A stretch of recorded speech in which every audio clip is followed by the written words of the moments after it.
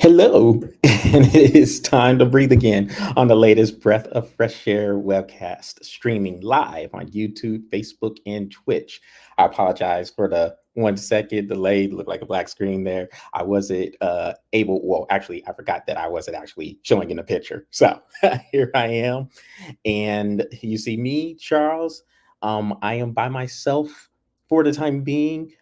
Patrick Brackett is a little bit under the weather, a little bit under the weather tonight, if I could talk, and he won't be able to make it for the show tonight. Hopefully, he can get back on with me come next week, and I may have a special guest coming on later on. We'll see how that goes, but if not, then it's okay. It's me and y'all, the viewing public out there. So thanks for tuning in, and let's get right to these topics.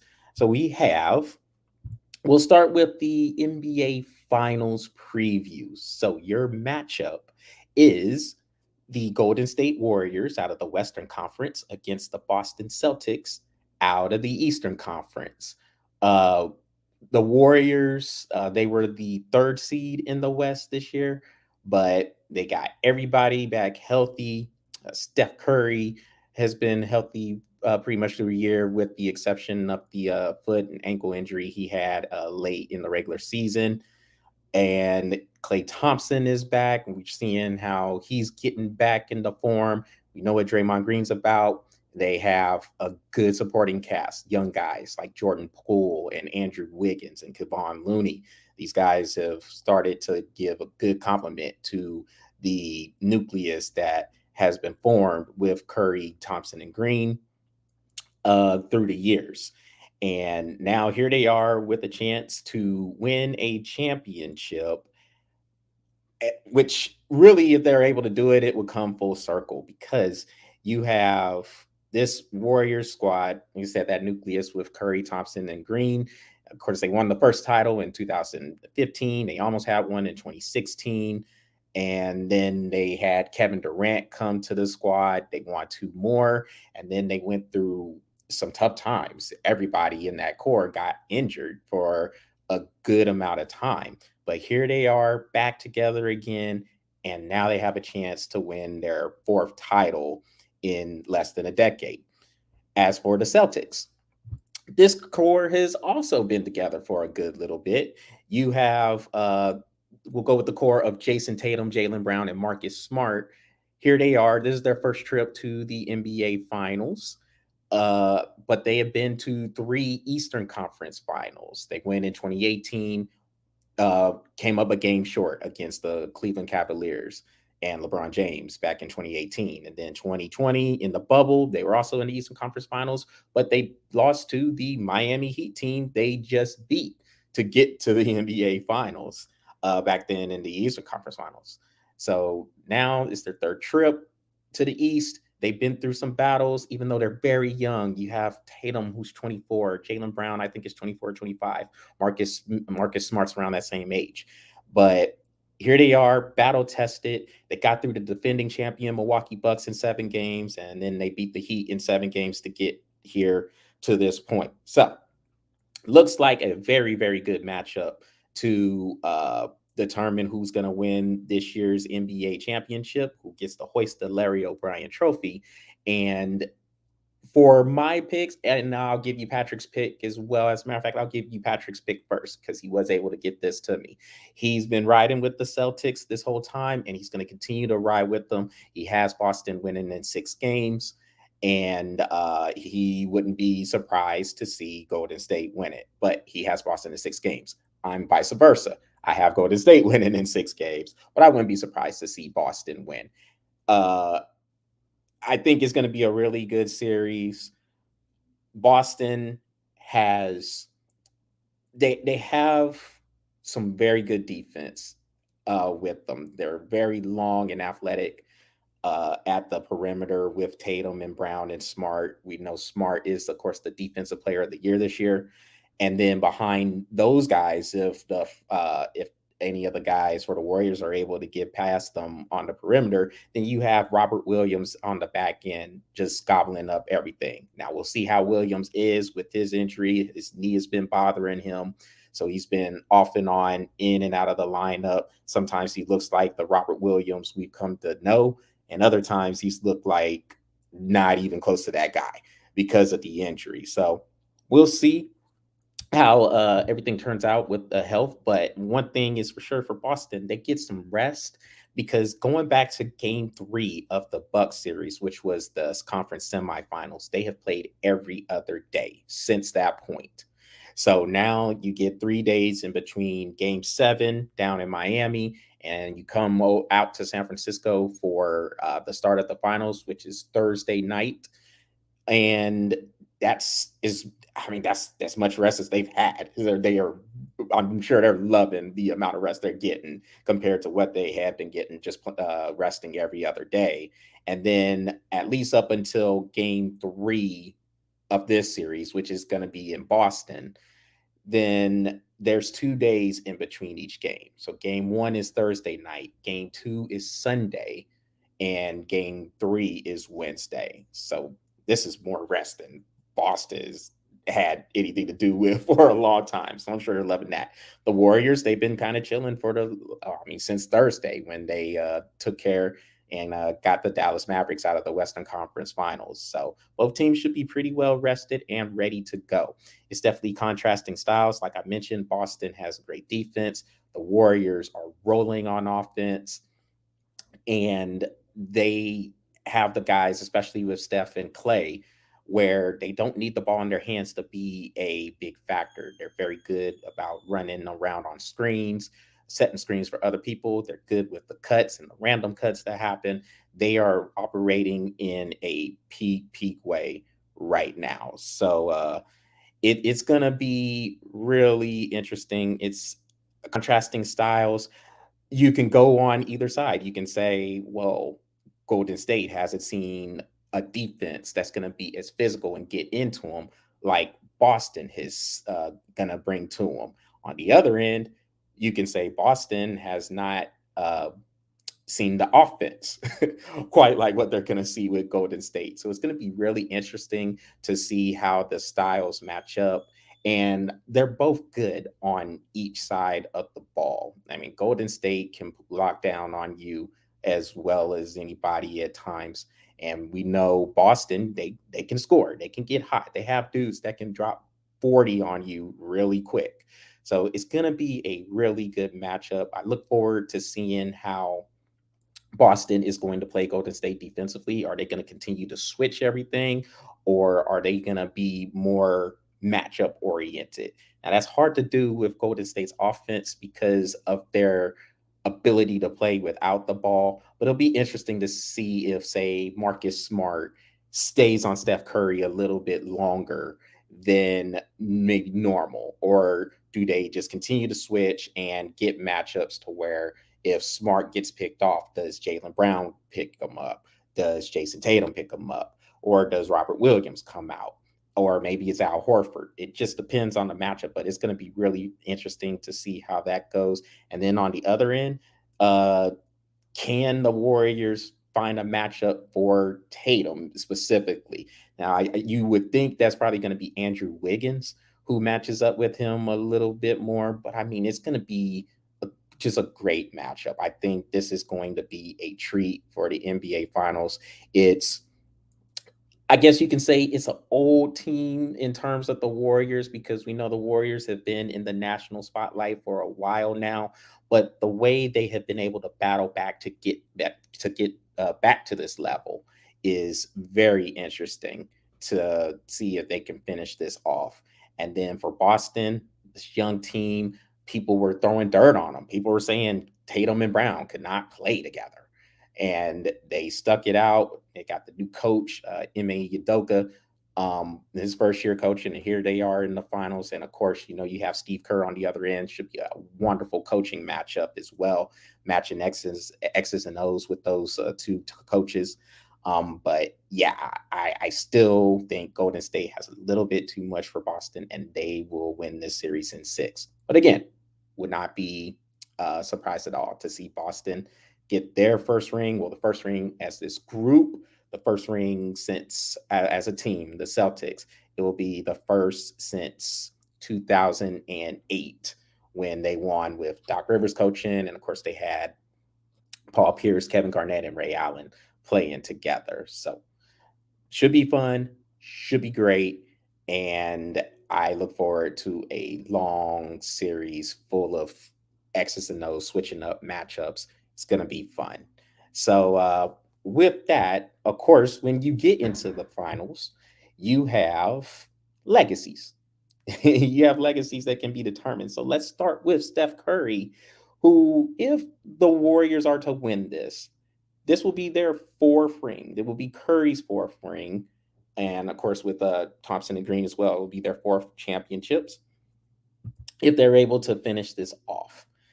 Now, I've heard some interesting discussion over the airwaves through the last few days, and a lot of people are wondering if Steph is able to win this fourth ring and get a NBA Finals MVP out of it, where does that put him in the, I guess, on the list in the greatest of all time debate? It's going to be hard if they are able to finish this off. It's going to be hard not to justify having Steph Curry out of the top 10, maybe. He's already the greatest shooter we have seen in league history, has the 3-point record all to himself. And then you have the four rings. And then you finally have the MVP, the NBA Finals MVP, and you're a two-time regular season MVP as well. So you're looking at this from a standpoint where if he gets this fourth ring, that ties him with LeBron James. And this is supposed to be the LeBron era, as we've been told. But if he gets four rings here and then he has an opportunity, hey, how are you doing? Got a comment on Twitch. But if he's able to get this ring, and you got to think with the Warriors and what they'll be bringing back next year, they're probably going to be one of the favorites to win the championship next season as well. So if they are able to get a championship here, well, Steph Curry has a chance to be definitely in the top 10 the discussion. And you know how people are with championships. A lot of people think that's the only thing that matters. I'm not going to go that far. I don't think that is the only thing that matters. But if I mean, it is a big part of it, and a lot of people want to see how things pay off, and the championships are a big part of that debate when it comes to talking about all-time greats. What did you do in the clutch moments? What did you do in the biggest moments, when the lights are the brightest, when the stage is the biggest? It's going to be a lot of discussion there if Steph Curry is able to lead the Warriors to this championship here. And again, with what they have coming back, you have Jordan Poole, uh, Andrew Wiggins, Kevon Looney, you have Gary Payton the second. You have young players that can complement those guys, and it's gonna be. I mean, I think they will be a favorite next year to get back to this point, if not win the whole thing. So yes, there is a lot at stake for Steph Curry. I mean, I think he's pretty well set as it is, but man, if he's able to tie LeBron for the fourth ring, it's an interesting discussion. Now, I'm not ready to put him up above LeBron there. I said, I think LeBron, say what you want about the man, but he is top three or four of all time players in the league who has ever played the game, and is going to prove as much. The stats are going to show as much, but hey, Steph Curry's going to have some say so in his own right as well. So we'll see how all that materializes. But yeah, if he's able to get that fourth ring, look out. As for the Celtics, let's look at Jayson Tatum. So you have a guy. Oh, and by the way, of course, you know Steph Curry. He's 34 years old, so you figure he has some playing left. Good playing left. Let's say with the way he's going now, he could probably get about another 3, maybe 4 years of good, solid playing at this level, because his style of play, it's it's not really too taxing in terms of the physical contact he takes. He's able to run around. I mean, the conditioning level is top notch. He's able to run around screens, constant motion, uh, just doing what he can to get open. So if he's able to do that and cut off of people, it keeps a lot of the bumps and bruises off of his body. And if he doesn't have any more injuries, I think you can get a good 3, 4 years of peak Steph Curry still. So be on the lookout. This does not look like this is going to end anytime soon for anybody who is tired of seeing the Warriors. But with the Celtics and now Jayson Tatum. So Jayson Tatum, 24 years old. And when you look at the young players that are in the league today, you have this, you have a lot of good young talent. Let's start there. You have a lot of good young quality talent that is in the league today. And Tatum is among some of that young talent. So let's look at that pool. You put him in there with, let's say, Luka Doncic for the Dallas Mavericks, Ja Morant for the Memphis Grizzlies, Devin Booker for the Phoenix Suns. You just put them in there, and then you have Giannis Antetokounmpo there. Now Giannis is a little bit older; he's 27, I believe. But I'll say this: I think he's the best player. I think Giannis is the best player in the world right now, with how he can change the game offensively and defensively. Uh, and he has the hardware to put it. We know, of course, they won the championship. He and the Milwaukee Bucks, they won the championship last year. He was the NBA Finals MVP. He's a 2-time regular season MVP, and he's a Defensive Player of the Year winner that he won in the bubble year. So he is about as complete of a player as you can get. And for me, right now, he is the best player of the world. And if I'm going to start a franchise, it would be Giannis. But back to that younger core that we were talking about, Tatum to me is above all those guys. I would take him over Doncic, and I've talked about this with Patrick on this show, but I just think it just kind of bears restating because I think I think a lot of people get lost on what a person can do offensively. That is the glamour stuff that everybody is enamored with now, not just in basketball, but in all the sports. It's all about offense, what sells tickets, what gets the eyes going, and how many points a person can score. Well, we all know Luca can score. We know Ja can score. We know Devin can score. Well, Jayson Tatum can score with those guys. Jayson Tatum has 50-point games in his back pocket too. He had 46 in a game 6 against the Milwaukee Bucks. That was an elimination game. Boston lose that game, they're going home. They were down 3-2 in that series. But he came up with a 46-point outburst there to keep them in it. And he has, again, 50-point games that he's had this year. So he can score with any one of those guys. But what sets him apart for me is he is a much better defender than any one of those other guys. Better than Luka Doncic. I mean, Luka Doncic, he plays absolutely no defense anyway. He's terrible defensively. Uh, very like great offensive player, but terrible defensively, non-existent defensively. Um, so Ja Morant he's not the best defender either. He might be a little bit better than Doncic, but he's not that great of a defender. And I think Booker, it just depends on the day with him. Sometimes he'd be a good defender, other times he's not a good defender at all. Tatum is consistently good on defense. And that has come over time. He wasn't the best defender coming out of Duke when he got drafted in 2018, or excuse me, 2017. But now he is turned into that complete player. He's giving it to you on both ends. He did a great job, or as good as you can, especially in the Brooklyn Nets series against Kevin Durant.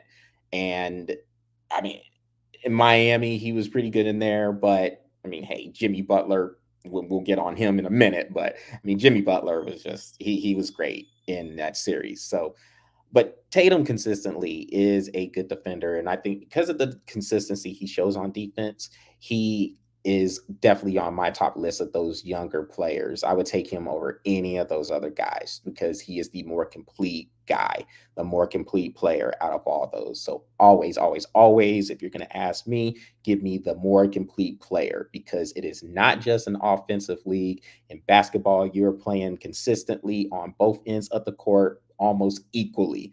on both ends of the court. So you have to be able to do something on that end. And Tatum has he's taken his game up to another level. And if he's able to uh, set that off, or top it off with a championship, then that's going to set him apart even more from those younger guys. And again, he's very, very young, so Boston is going to be they're going to be heard from, and we'll see what the other teams do as they try to improve and get to that point where they can compete for a title. But it's going to be really hard dealing with Boston with this core they have coming up. And if they're able to win a title, look out. Maybe they can go on a run. We'll see. But it's going to be hard to deal with them when you have that duo and that nucleus that is set there with Tatum Brown and Marcus Smart. So next, let's talk about Miami. So we're going to talk about the Heat here, and along with the Dallas Mavericks, we just want to ask the question: where do those teams go from there, or from here, from this point? I mean, they got close; they were in the conference finals, and you just wonder what happens with those teams going forward. Now, we touched on the Mavericks a little bit last week because at this time they were down 3-0, so them going home was pretty much inevitable. But we'll touch more on it after we talk about the Miami Heat. So, of course, they went home in 7 games. They lost 3 of those games at home. And Miami was a very good home team. And before this series with the Celtics, they had not lost at home in the playoffs. They beat the Atlanta Hawks 3 times, and they beat the Philadelphia 76ers 3 times without a loss in there. And then they lost 3 games at home. And so the home court advantage, excuse me, the home court advantage did not work out in their favor. Now, um, looking at what Jimmy Butler did, Jimmy Butler was phenomenal in this series. He had 2 40-point games, including the 47-point, uh, the 47-point, just great performance, all time great performance, pretty much, to keep the season alive for the Heat, or at least for the time being until Sunday, anyway. But on Friday night, with their season on the line in Boston, he came up with 47 points and pretty much willed that team to get to the game 7. And they got to the game 7, they fell behind, and Jimmy Butler had a shot to win the game for Miami at the end. And Miami had a run, just a frantic run where they were trying to scrap out this win before time ran out, and they were able to cut deep into Boston's lead. Boston had about a double-digit lead with about 3 minutes left in that game. And Miami just scrapped and clawed, continued to fight, and Jimmy Butler had a chance to win this game. He decided to pull up for a three, and it front rimmed, and Boston got the rebound. Of course, Marcus Smart hit 2 free throws, and that was it. That was all she wrote for that game. Well, looking at that shot, because a lot of people have stuff to say when it comes to how all that materialized. And of course, you always have the Monday morning quarterbackers, the people who want to second guess. And hell, I mean, I guess I'm second guessing or looking back on it myself too. So second guessing, that's a bad word. Me personally, I'm not second guessing it. What I'll say is this: for the people who said Jimmy Butler should have taken the ball to the hoop, I understand where you're coming from there. That is his strength, to take the ball to the hoop, get to the foul line. He had been struggling at the foul line in this particular game, or at least struggling to where it's not typical of Jimmy Butler to struggle. He's normally pretty good at the foul line. But if he decided to take the ball to the hoop to try to get a tie, I would not have been upset with that. But he decided to try to shoot the three. I'm not upset at him there either. And here's the reason why I can definitely live with that shot, and I have no problem with that shot. Look, yes, obviously you're going for the win, and there's nothing wrong with going for the win.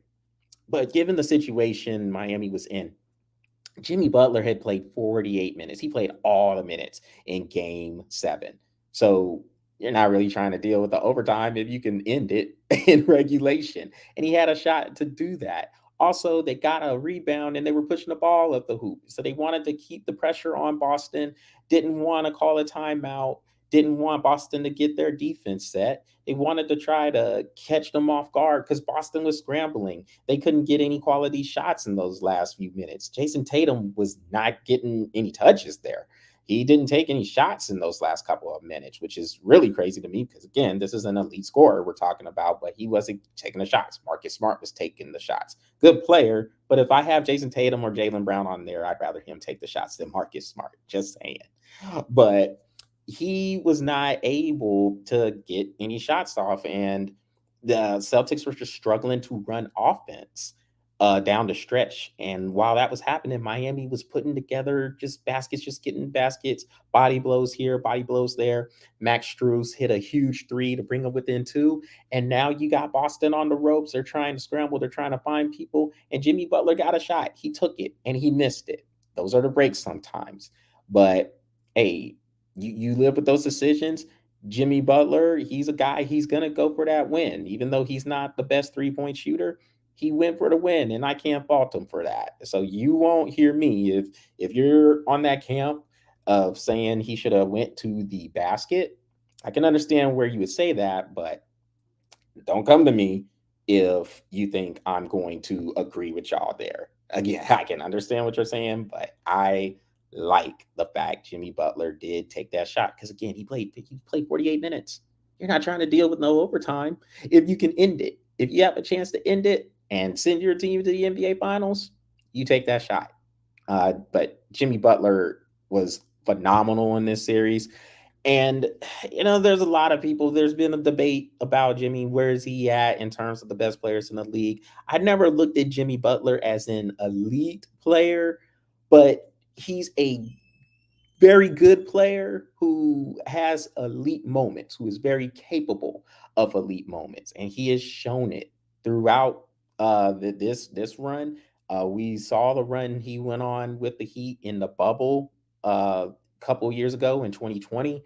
So the man is capable of putting together some performances that can elevate the team. But the guy just wants to win. He competes, and I would take that guy over anybody else any day of the week in terms of that competitive nature. So now, where does Miami go from here? It's a little questionable because Miami kind of has an older team there. So they signed all these veteran players. They signed PJ Tucker. They signed Kyle Lowry. Both of those guys, particularly Kyle Lowry, was in and out of the lineup. Jimmy Butler himself, he's in his 30s. And then you have some younger dudes. They got to continue to ascend. Tyler Hero, he was injured in this series. So you would have liked to see him stay healthier. Ooh, excuse me. You would like to see him stay a little bit healthier, but unfortunately for the Heat, it didn't happen. But he's the sixth man of the year, so we'll see how he can continue to grow. We'll see what they do with Duncan Robinson. I mean, they signed him to a long-term deal, so he has to be able to keep going and develop, be better defensively too. Because it seems like when he was on the court defensively, Boston just sought him out. They were looking for him, just trying to isolate him. You have other good players with Max Strus, Gabe Vincent, Bam Adebayo, young guy. Uh, he has to step his play up though. He's hot or cold. He shows up or he doesn't. And for what Miami is paying him, they need him to be literally that Batman to, or excuse me, that Robin to Jimmy Butler's Batman. Or maybe it's a vice versa. As Jimmy Butler starts to get a little bit older, Bam Adebayo has to be the guy to continue to ascend. He should be, he has to be a 2010 guy. He has to be a double-double machine. And I think too many times throughout this series, he just disappeared. He was aggressive in some games and then other times, not really. So I think it's key for them to make sure Bam Adebayo continues to ascend. But for the rest of that roster, there's some question marks there. They have some young talent, but they also have some vets. I think Miami will be okay just simply because of the stability they have there with the leadership. Pat Riley's the president. Eric Spoelstra is one of the best coaches in the league, no questions asked. So I think Miami will be okay going forward, but they're going to have to retool that roster a little bit. because some of the vets, I mean, they're gonna uh, fade away, whether they go to another team or maybe it's just time for them just to kind of put it up and retire. So we'll see what they do. But they have to get a little bit younger, and the younger guys they do have to continue to develop. But overall, I think Miami is still in a good spot and they can continue to compete for the Eastern Conference crown, at least for, I'd say, the next 1 to 2 years. And then we'll see how they retool. But yeah, Miami is okay. And then with the Mavs are probably a year early. We said that we talked about this on the webcast for the last few weeks a little bit with Dallas.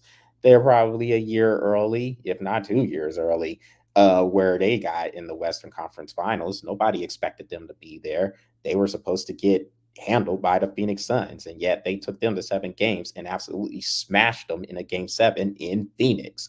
So, what do?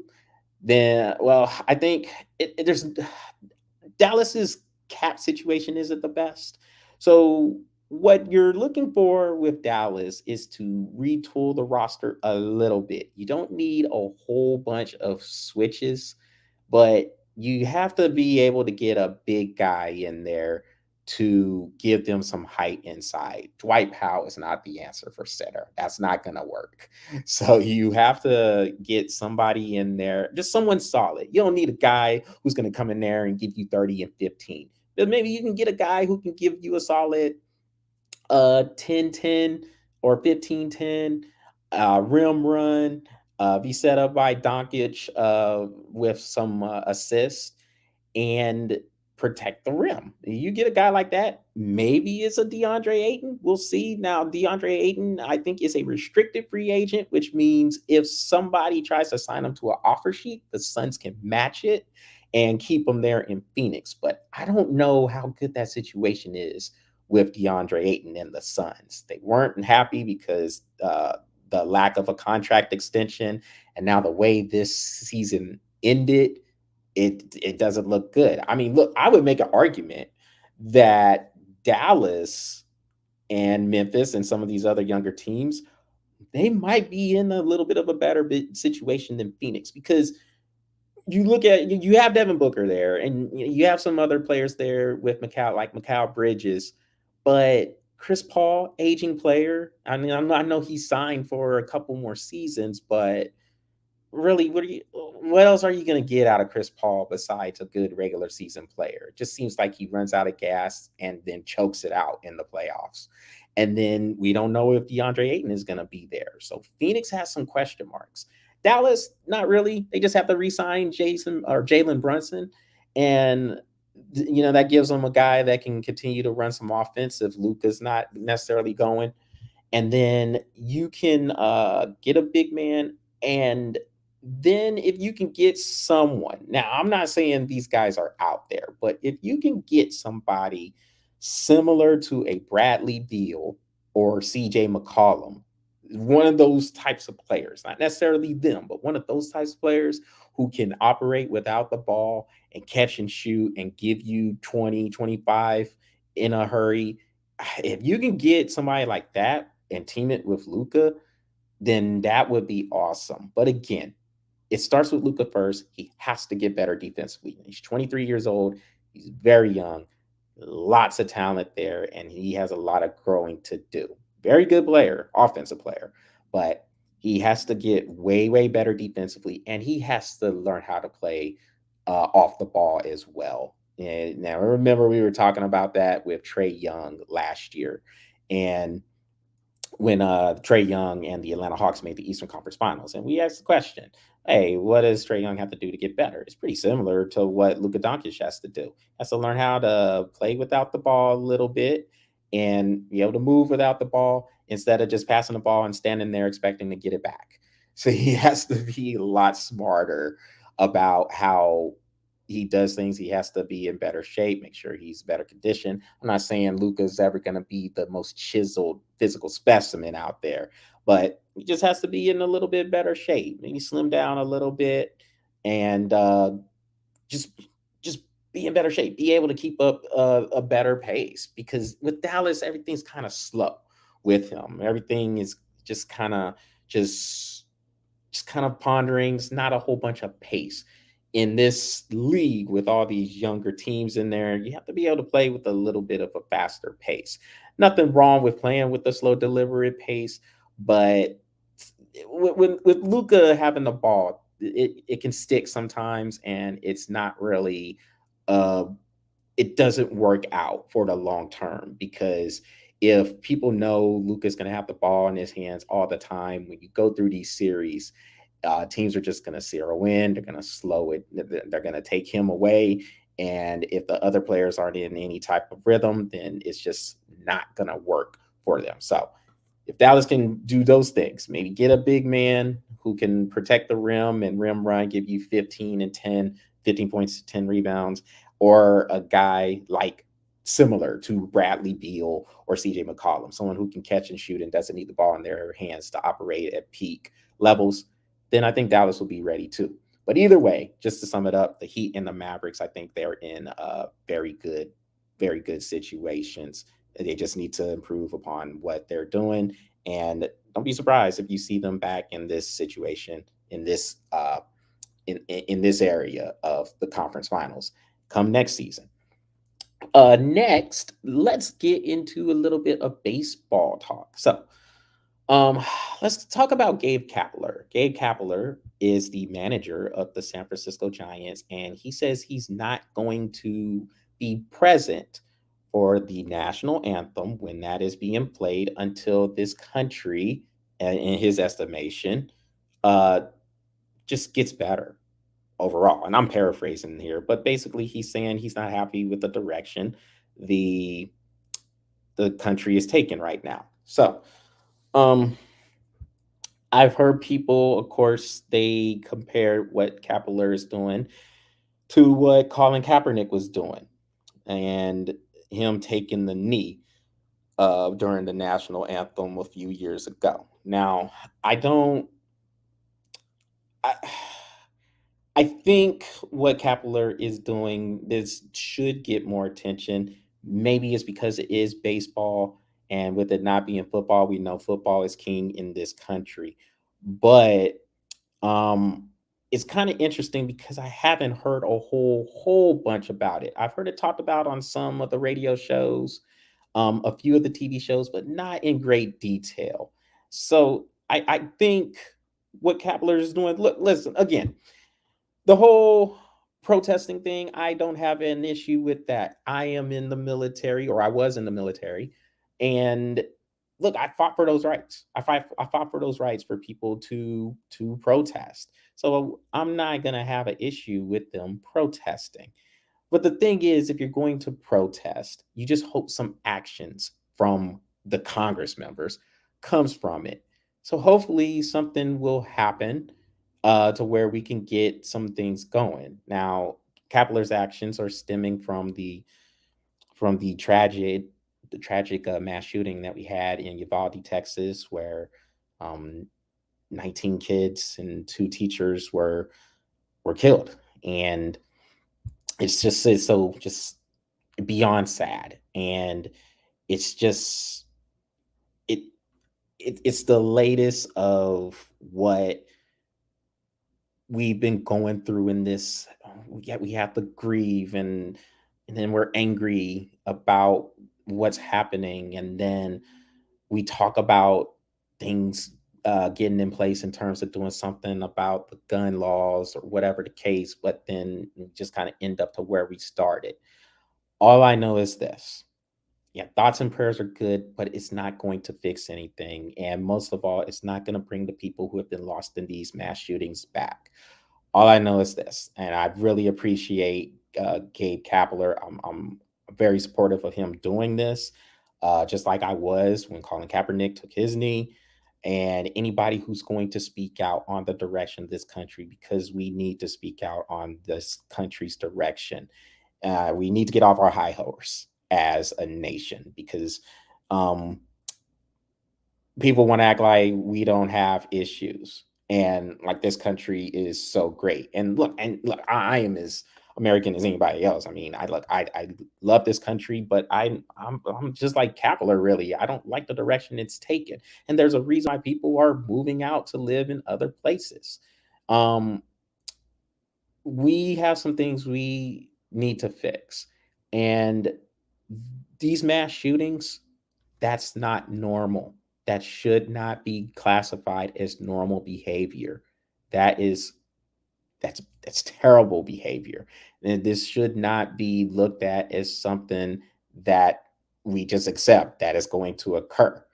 You can't stop everything. I get that, but it should not be one of those situations where we have more mass shootings than we do days of the year. It shouldn't. That should never, ever, ever be something that's accepted. It also shouldn't be accepted that we're out here and we're worrying about whether or not we're going to make it home from going to the grocery store, from going to a retail store, from going to a movie theater, from going to a concert or a park. We can't even send our kids to school without worrying about them potentially not making it home. That's not okay at all in any society. So I hope, I hope and I pray some things can get done to where we can come together on a common ground. And I don't see anything wrong with some common sense, stricter gun laws. And this isn't me trying to take guns away. That's not what I'm trying to do here. I'm not trying to take anyone's guns away. Hell, here, I'm here in Texas. Mostly everybody has a gun. So, I mean, I'm not trying to sit here and infringe on anybody's rights, but I don't see anything wrong with some common sense background checks. Just think about this for a second. You can be 18 years old and you can buy a gun, but you can't drink at 18. Think about that for a second. You have to be 21 to drink here in this country. You go over to Europe and some of these other countries, there you can legally drink at 16, 18 years old, but they have strict gun laws as well. And they're not dealing with the mass shootings that we have to deal with. But just think about that. You can buy a gun and you can train on a gun. Hell, if you're in the military, you can get trained on a gun. You can get trained on the M16s or on the pistols. But you got to be 21 to drink. There's a huge, huge issue with that. And if you want to disagree with me on that, then fine. We can have that debate too. But that's a problem. But hopefully things can get on a path to where we can just find some common ground with this. And I mean, I'm hopeful. I'm going to be realistic too and not be I I am not holding my breath that we come up with a solution because we're just way too divided in this country with anything these days. But hopefully, hopefully, I mean, I'm hopeful that we can come up together for, if nothing else, for our kids' sake. And that our kids can hopefully have something that we left them to where they can build upon positively. So that's my hope. Finally, um, staying in baseball, let's look at this with this case on with Tommy Pham and Jacques Peterson. So Tommy Pham, he plays for the Cincinnati Reds now, and you have Jacques Peterson playing for the San Francisco Giants. And there was a run in between the two where I guess fan slapped Peterson based off of some stuff that happened in fantasy football. Now, Fan also has went and said that it wasn't just a fantasy football thing that happened while he was upset, which I guess this happened in September. So I guess Fan's still salty about this months and months later. But also you have uh I guess a meme that Peterson had reacted to where he was being, I guess, disrespectful toward the San Diego Padres, which is where Fan played last year. So he held on to that and then wanted to show up and get at Jock Peterson. First of all, come on, fam. I mean, you're not with the Padres anymore. So really, what are you doing there? I guess he felt a little bit disrespected, but come on, that sounds weak. And then the fantasy football thing, that sounds weak as well. I mean, it's fantasy football. Now, we know how much money is in fantasy football, though, especially these days. So I assume the payout for this was definitely in the tens of thousands of dollars. I'm pretty sure. This isn't like some of the leagues that we're used to where it's a 50 or $100 buy it or something. I'm sure there was thousands and thousands of dollars on the line. And I can look at this serious business. People want their money and they have a chance to win buckets full of money. Then they're trying to make sure everything is getting followed. But I don't know. It still seems a little bit weak to me that Tommy Pham would hold on to this for so long and encounter him about it. Just sounds pretty weak. And if you're Peterson, why are you getting slapped? You should fight him. Don't, were you literally are you literally gonna sit there and just let the man slap you? No, man. That's a reason to fight. That is a reason to go back at him. Do not let anybody put hands on you like that, regardless of what's going on. I guess I'll give Pham some credit because he actually came at Peterson and it wasn't one of these Twitter beefs, little Twitter trolls want to sit here and be passive aggressive, trying to send cryptic tweets. At least Pham came up in his face. So I mean, I respect Pham for that. Shallow for why he's doing it, but I respect him for at least coming up to Peterson, doing what he did. And Peterson, you can't get slapped. Sorry, you got to fight him. You take that suspension, but you're a man first. Do not let this dude slap you. Don't let anybody put your hands on him. But you, this says something. Number one, when it comes to baseball, I think it is a little bit troublesome that one, it's this story that is still in the headlines from the action that is on the field. And number two, it just shows you how much football is in the DNA of everybody. This story centers around fantasy football, and we know that is a big, big business in this nation. People have played. I mean, there's just millions of dollars on the line. You look at DraftKings, FanDuel, the gambling aspects of it. There's just so much going on with uh with everything. And so you want to make sure all that is, in the straight and narrow. But if not, you just, I mean, people get upset about this stuff. So, but with baseball, it's just weird that everybody is that's the story that's still in the headlines from the action that's on the field. So, um, you just y- baseball has some things that they have to clean up. We know about their lockout and everything that they had, and they were able to start the season on time, but or not on time, but a week later. But it that says something that football is just so much in everyone's DNA there. Well, that will conclude this show.